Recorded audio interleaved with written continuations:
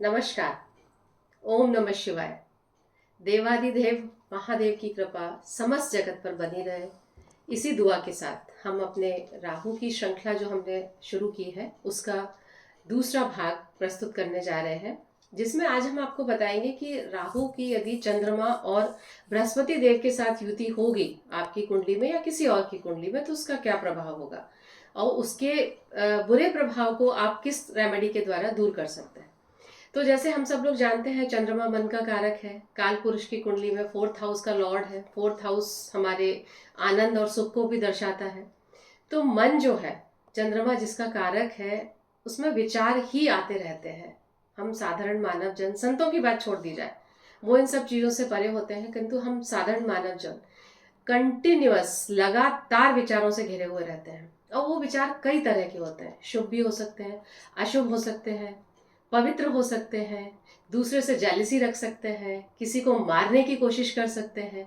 तो ये सब चीज़ें जो है, इन सब चीज़ों से निजात पाना भी ज़रूरी हो जाता है। भाई, आप अपने जॉब के बारे में सोच रहे हैं, प्रमोशन के बारे में सोच रहे हैं या फैमिली के बारे में सोच रहे हैं, दैट इज़ ओके। लेकिन जब ये विचार अति पे चले जाते हैं कि आपको इनके सिवा कुछ ना दिखाई दे, तो ये मान के चलिए कि राहु और चंद्रमा की जो युति है वो शुभ नहीं है। क्योंकि राहु जो है वो आपको इनसिक्योरिटी भी देता है, ऑब्वियसली, क्योंकि धुंध भी है, ये रेप्टाइल भी है, सर्प भी है, पॉइजन भी है। राहु को बहुत सारी संज्ञाओं से नवाजा गया है।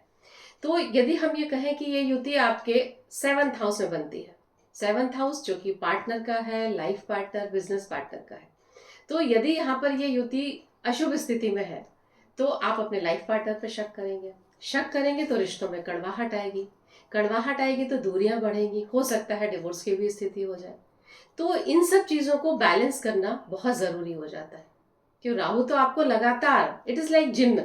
जिन्न के बारे में हम सभी जानते हैं, यदि उसको आप काम नहीं देंगे तो वो आपको इसी तरह से परेशान करता रहेगा।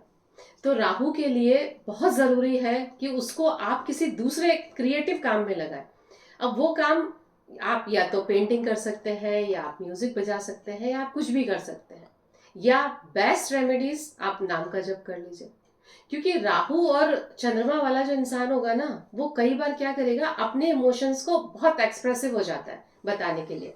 अब मान लीजिए आपकी कुछ थोड़ी बहुत तकलीफ है, तो आप उसको इतना ज्यादा ग्लोरीफाई करके बताएंगे लोगों को, अरे मुझे ये हो रहा है, वो हो रहा है, और आपको लगेगा सामने वाला ना सिंपैथी दर्शा रहा है, तो आपको कहीं ना कहीं एक आनंद, सेटिस्फेक्शन महसूस होगा, जो कि बहुत गलत है। यदि आप अंदरतम यदि उसको महसूस करेंगे तो आपको लगेगा, अरे इसने तो पूछ लिया, उसने तो नहीं पूछा। आगे निगेटिव थॉट दूसरों के प्रति। तो इसके लिए बहुत ज़रूरी है, पहली बात तो आप दूसरों के इमोशंस को सुनना शुरू करें, दूसरे की समस्या को शुरू करें सुनना। तो सामने वाले का मन हल्का होगा, कहीं ना कहीं आपको ये महसूस होगा कि आपने उसकी थोड़ी सी हेल्प की। और दूसरी इसकी रेमेडी, बेस्ट रेमेडी जिसे हम कह सकते हैं, मंत्र जाप। आप कोई भी मंत्र का जाप करिए, अपने मन को आपको उसमें लगाना है। और ऑब्वियसली राहु से कंट्रोल होगा, क्योंकि राहु को आपको बिजी रखना है। तो राहु जब कंट्रोल हो जाएगा, तो जिस भी मंत्र का आप जाप कर रहे हैं, वो जिस भी देवता का है, वहां से आपको ब्लेसिंग्स आनी शुरू हो ही जाएंगी, क्योंकि धीमे धीमे आपका भाव उसमें चलता चला जाएगा। और राहु यही चाहता है कि वो एबंडेंस में आपको देता है या बिजी रखता है।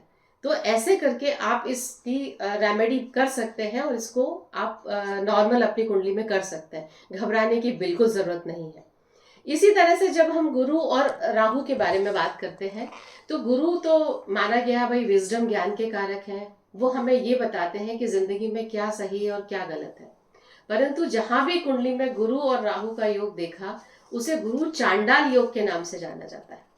और बहुत से लोग इससे घबराते हैं, क्योंकि यदि ऑब्वियसली राहु आ गया और इन दोनों की युति किसी ऐसे हाउस में हो गई जहां से आपके विचार बिल्कुल डिस्टर्ब हो गए, तो आपकी ये युति जो है वो आपके विचारों को डिस्टर्ब करेगी और आपको कहीं ना कहीं अशांति से भर देगी।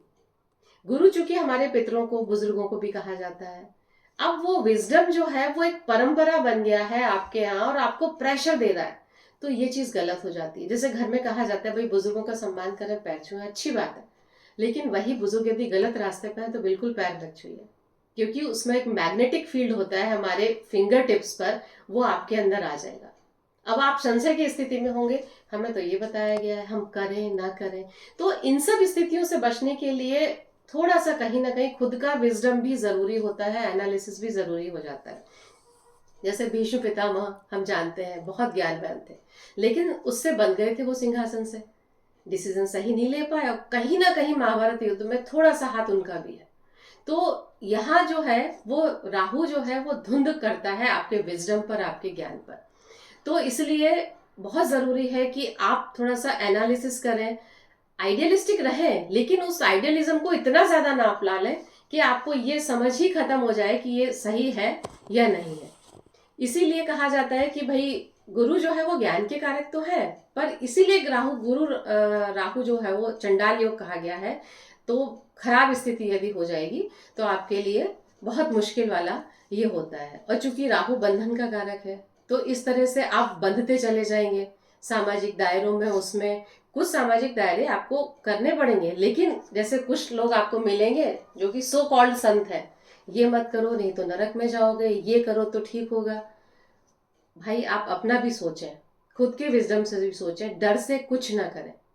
परमात्मा की प्राप्ति या ज्ञान की प्राप्ति कभी भी डर से नहीं होती है। असली ज्ञान आपको अपने खुद के एनालिसिस से और सही गलत का निर्णय करके ही हो सकता है।